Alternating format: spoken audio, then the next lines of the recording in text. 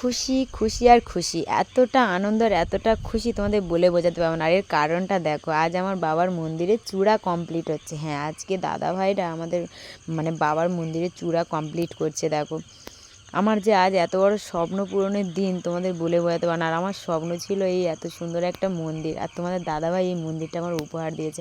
আমার একা কথায় যে ও এত বড় মন্দির দাঁড় করাবে আমি কখনো ভাবতে পারিনি।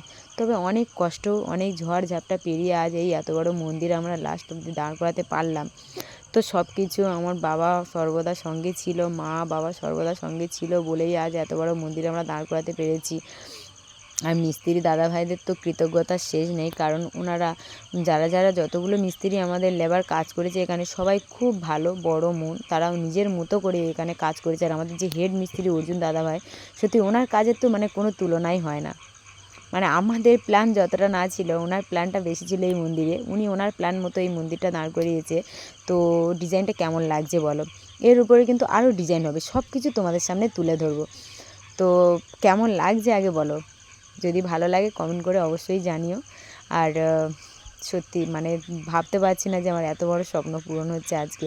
তো আমি একটা ঘরের পরে এসে এই ভিডিওটা করছি, মানে এতটা উঁচু যে আমার ঘরে থেকে এই ভিডিওটা করলে তোমরা পরিষ্কার দেখতে পেতে না। তো তোমরা যদি কোনো দিন আসো অবশ্যই দেখতে পাবে, অবশ্যই এসো, বাবা সবার জন্য।